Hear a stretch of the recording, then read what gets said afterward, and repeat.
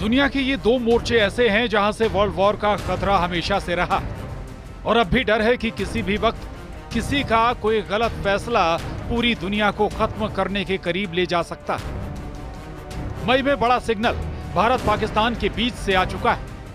पूरी दुनिया ने भारत और पाकिस्तान के बीच लड़ाई और इस दौरान रावलपिंडी से लेकर लाहौर और होलारी से बहावलपुर में हुई तबाही देखी। उसके बाद दुनिया के एक और कोने में कोहराम ने पूरे यूरोप को झकझोर कर रख दिया। यूक्रेन में रूस के हमले पूरी दुनिया देख रही है।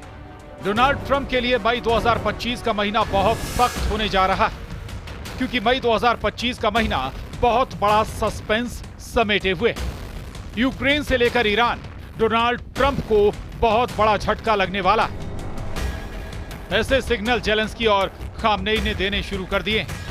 यूक्रेन के राष्ट्रपति वोलोदिमीर जेलेंस्की ने कहा है कि हम अपनी 1 इंच जमीन भी नहीं देंगे, और ईरान के सर्वोच्च नेता अली खामनेई ने कहा है कि अमेरिका से डील हो या ना हो, ईरान परमाणु संवर्धन नहीं रोकेगा। यानी यूक्रेन और ईरान के मोर्चे पर डोनाल्ड ट्रंप सबसे बड़ी जंग को खत्म करने या उसे टालने में फेल होते नजर आ रहे हैं। ऐसे वक्त में डोनाल्ड ट्रंप ने पुतिन से फोन पर बात की, साथ में जेलेंस्की और नाटो देशों से भी बात की। सवाल है कि जेलेंस्की से दो टूक जवाब मिलने के बाद ट्रंप की ये आखिरी कोशिश होगी, क्योंकि इससे पहले भी वो यूक्रेन और रूस के बीच सीज फायर में पूरी तरह फेल साबित हुए हैं। अमेरिकी राष्ट्रपति डोनाल्ड ट्रंप का कहना है कि ये मेरा युद्ध नहीं है, ये वो युद्ध नहीं जिसमें हमको शामिल होना चाहिए था। हमारे हालात बेहतर होते, क्योंकि हालात इससे ज्यादा खराब नहीं हो सकते। ये एक वास्तविक गड़बड़ है, ये मौत का जाल है। पुतिन भी कह चुके हैं कि युद्ध का नतीजा वही होगा जो उन्होंने फैसला किया है। पुतिन कह चुके हैं कि युद्ध लड़ने के लिए उनके पास कोई कमी नहीं है। पुतिन का दावा है कि इस युद्ध में वो हर चीज मिटा दी जाएगी जिसकी वजह से युद्ध करना पड़ा। पुतिन बार बार बता रहे हैं कि इस युद्ध के बाद रूस की सुरक्षा सुनिश्चित हो जाएगी, लेकिन रूस और यूक्रेन के युद्ध के बीच डोनाल्ड ट्रंप की पुतिन से भी बात हुई और जेलेंस्की से भी युद्ध रोकने की अपील की गई। यूक्रेन के राष्ट्रपति जेलेंस्की ने दावा किया है कि हम अपनी जमीन से सैनिक हटाने नहीं जा रहे, ये मेरी संवैधानिक जिम्मेदारी है। यूक्रेन की संप्रभुता और क्षेत्रीय अखंडता बरकरार रखना सेना का फर्ज। जेलेंस्की से बड़ा झटका ईरान ने दिया। ईरान के सर्वोच्च नेता अली खामनेई ने हर बार की तरह इस बार भी ट्रंप को एहसास दिला दिया है कि ईरान डरने वाला नहीं है। ईरान के परमाणु कार्यक्रम पर कोई ब्रेक लगने नहीं जा रहा, फिर चाहे कोई बात करे या फिर ना करे। इन सबसे बीच ईरान के सर्वोच्च नेता अली खामनेई ने कहा कि वो ईरान को यूरेनियम संवर्धन नहीं करने देंगे। इसका सवाल ही नहीं उठता। कोई किसी की इजाजत का इंतजार नहीं कर रहा। ईरान की नीति है, एक प्रक्रिया है जो जारी रहेगी। जब दुनिया में कई वॉर जोन रिएक्टिव हो चुके हैं, गोले बारूद वाले युद्ध से लेकर टैरिफ वाली जंग छिड़ चुकी है, तब सवाल उठ रहा है कि क्या डोनाल्ड ट्रंप 4 महीने के कार्यकाल में फेल हो गए? क्या अमेरिका का सुपर बॉस युद्ध वाले फ्रंट पर सुपर फ्लॉप साबित हुआ? अमेरिका से दुश्मनी फिर से रिकॉर्ड तोड़ रही है। खामनेई से लेकर जिनपिंग और पूरा यूरोप ट्रंप के खिलाफ खड़ा हो रहा है। डोनाल्ड ट्रंप का कहना है कि मुझे लगता है कि कुछ होने वाला है, इसमें बहुत बड़ा अहंकार शामिल है। अगर ऐसा नहीं होता है तो मैं पीछे हट जाऊंगा और उन्हें आगे बढ़ना होगा। ये यूरोप का मामला है, इसे यूरोप का ही मामला रहना चाहिए था। ट्रंप ने आगे कहा कि यूरोपीय संघ की विदेश नीति प्रमुख काया कैलस, जो पहले एस्टोनिया की प्रधानमंत्री थी, वो अब अमेरिका के सामने बड़ा तीखा सवाल लेकर आई। काया कैलस इस वक्त यूरोप की सबसे आक्रामक लीडर के रूप में उभरी और उनके टारगेट पर हैं डोनाल्ड ट्रंप। उधर यूरोपियन यूनियन के विदेश नीति प्रमुख काया कैलस का कहना है कि पिछले हफ्ते की बात है जब अमेरिका ने कहा था कि अगर रूस बिना शर्त युद्ध विराम पर सहमत नहीं होता तो इसके नतीजे भुगतने होंगे। इसलिए हम अमेरिका की तरफ से भी उन नतीजों को देखना चाहते हैं। हमने अब तक कोई बैठकों में रूस पर कोई दबाव नहीं देखा है। क्या ये माना जाए कि अब अमेरिका की कोई नहीं सुन रहा? दुश्मन ही अब ट्रंप के खिलाफ नहीं, बल्कि अमेरिका के पुराने साथी भी अब बागी हो चुके हैं और सबके टारगेट पर अब डोनाल्ड ट्रंप।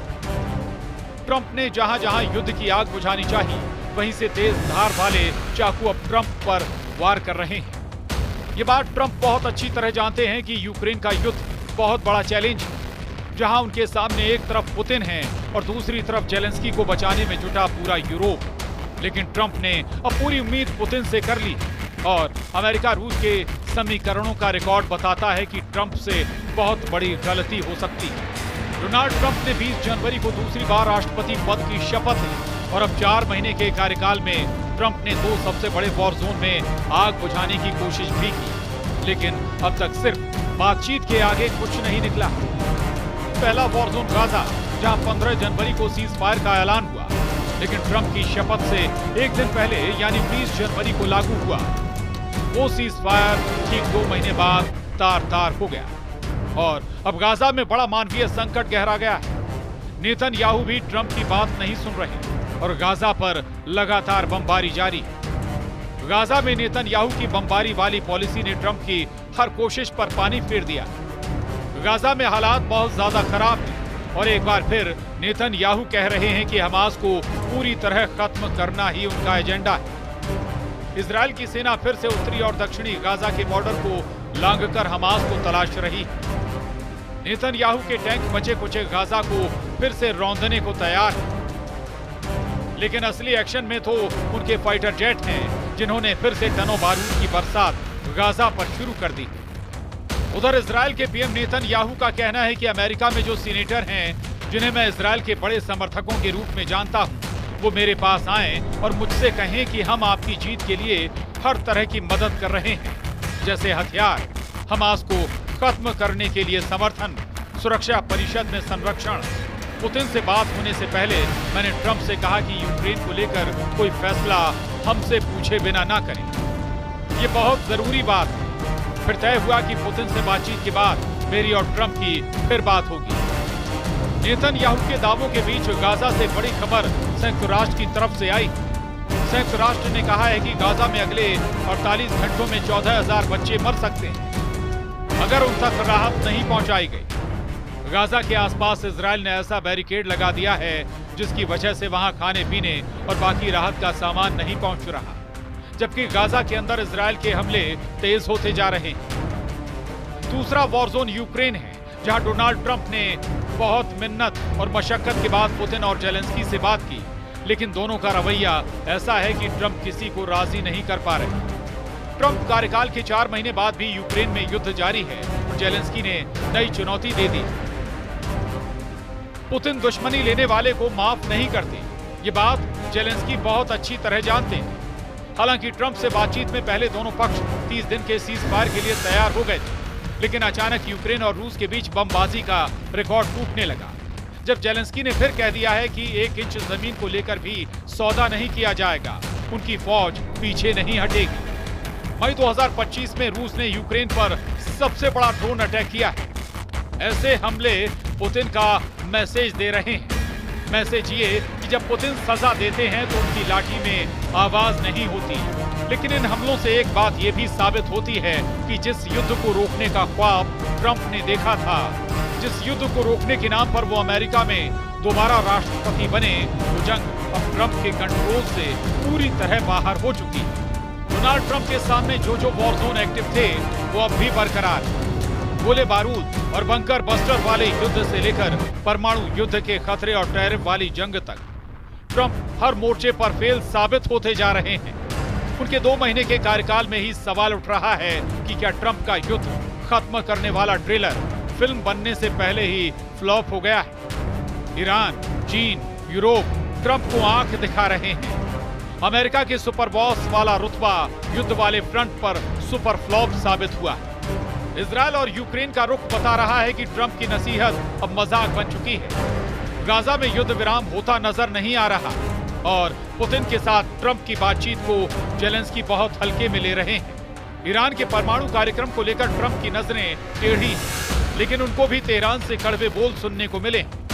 ईरान के सर्वोच्च नेता अली खामेनेई बार बार बता रहे हैं कि अमेरिका चाहे जितनी बड़ी ताकत हो, डोनाल्ड ट्रंप चाहे जितने बड़े डील मेकर हों, ईरान उनके साथ परमाणु कार्यक्रम को लेकर समझौता नहीं करेगा।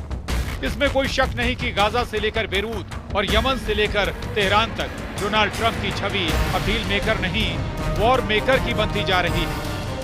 तस्वीर साफ है कि 4 महीने के अंदर ही ट्रंप का कार्यकाल बड़ी चुनौतियों से घिर गया है।